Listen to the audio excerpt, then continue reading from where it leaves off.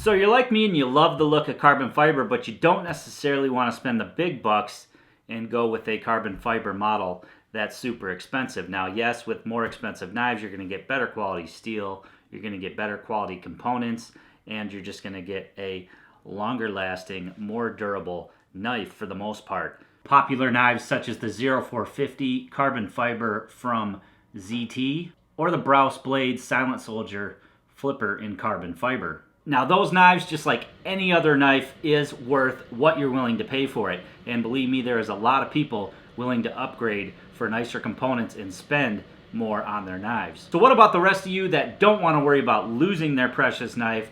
Someone that wants maybe a beater blade, something that they could throw in a kit as a backup, and they still want that carbon fiber look. So Ganzo has a lot of carbon fiber knives in their lineup, and they definitely have a very affordable price tag. We're going to take a look at 4 models that I have today, but they have a lot more models, and you can check those out with the links that I'm going to be putting below. So let's first look at the G7412. Now this is the oldest model out of the bunch that I have, and again, these models are going to look similar to other models that are in production, more expensive models. Some people say they're knockoffs, some people say they're clones.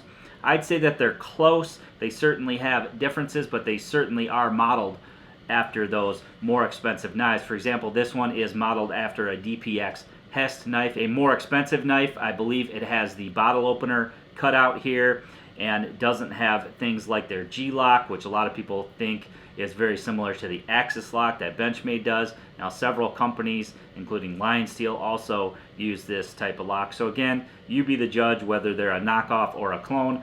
But again, if you're looking for an affordable way to get a decent blade, Ganzo definitely has some nice ones out there. On the outside, you can see that it has a very nice composite carbon fiber. That means it is laminated on there. I believe Spyderco does something similar with their knives, whereas other knives are just molded right out of carbon fiber. You can see what they call the G-lock here. You do have Torx hardware. You have some standoffs in the middle. This one does not have skeletonized liners, so I believe this one is the heaviest of the ones I'm going to show you today at 4.6 ounces.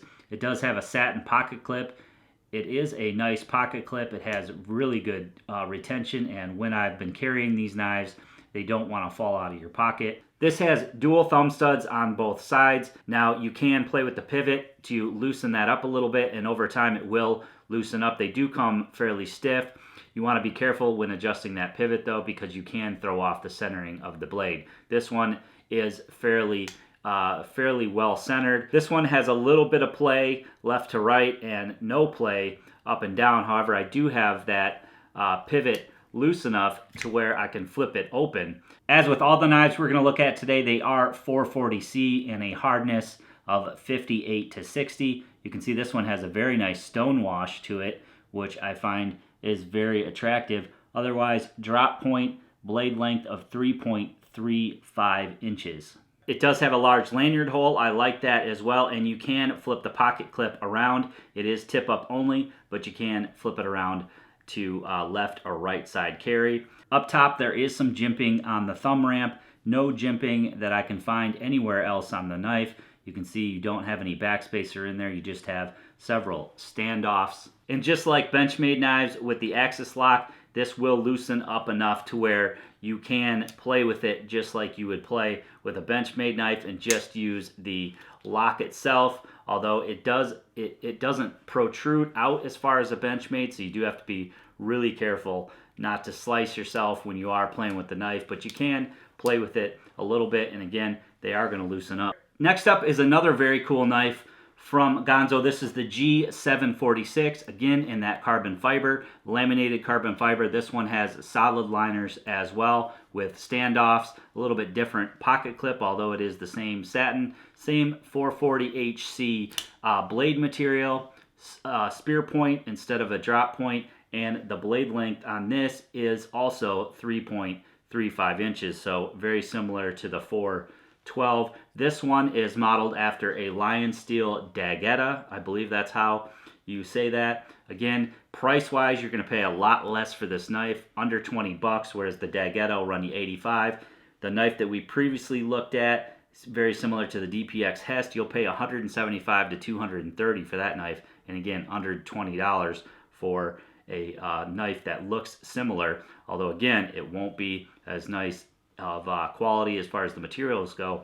But again, these are great knives for the price that you pay for them, a lot better than other knives that you could find in that price point that'll just break right off the bat on you. Again, very nice carbon fiber on this one. You got the G-lock, you've got Torx pivots, Torx hardware. There is a lanyard spot in the back, all the way to the back, which is nice. You do have some standoffs there, no skeletonized liners, and then you have a satin blade, satin spear point here, thumb studs on both sides, and this one, just like the rest of them, did come razor sharp. Pocket clip, you can flip it around, again, left or right, tip up only. The 746 also has some jimping on the top behind the blade, and then it also has some jimping below, so you can get a really good purchase on this knife.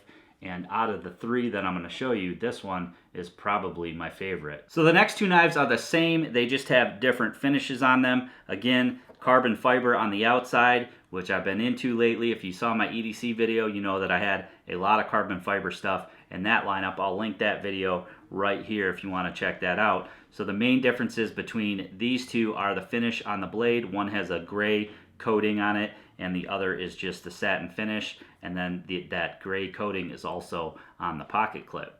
Both of these knives, again, have that composite carbon fiber. It has a little bit of a sheen to it. That's kind of how you know it's composite. Now, these do have skeletonized liners in them. Not sure you're going to be able to see in there, but it does have holes punched out in the liners to save weight. This one comes in at 4.4 ounces, so a little bit heavier, but it's also a little bit bigger than the 746 that we just looked at. This one has a 3.5 inch blade, 8.2 overall as far as the length goes. This one is modeled after a ProTech TR5. Again, the ProTech will cost you $200. There is a little bit of jimping here behind the blade, nothing on the other side up front, but on the back here, you do have a little bit more jimping. There's a little bit of a finger groove there, and you also have a backspacer, but the jimping doesn't really protrude. It is sort of flush with the back of the handle scales here. Again, pocket clip, this one is flippable as well as the other ones. Tip up left and right, very large lanyard hole there, which is nice. And then this one has something sort of special that sets it apart from the others, is blue anodized hardware. So you have a blue pivot here, you have blue thumb studs, and then you have blue hardware throughout, which I find is pretty sweet. And again, you can loosen that pivot up so that you can flick them open with the thumb stud, or again, you could use the G-lock there as well and get good at opening that without cutting yourself. Lockup on the 753 has that same play left to right, no play up or down, and again, comes very, very sharp right out of the box. So we can just grab an ad out of the paper here and we can test the sharpness. And these are very, very sharp. As you can see, you can go nice and slow and still get that razor sharp cut. Now, I haven't touched this up at all since I got it, but all the knives straight out of the box have been able to pass that specific test. So if you're looking for a very affordable EDC knife or a backup knife for one of your kits, something that you don't have to worry about losing or breaking, look no further than these Ganzo knives that we've looked at today. I'm going to put links to each one of these and several new ones that I don't have in for review yet in the description. You can pick them up from GearBest at a very affordable price. Again, I'll leave that link below in the description. For what you're paying, you get a decent quality knife that looks cool. Things like the anodized hardware, the stone wash finish, and of course that carbon fiber that I've been into lately.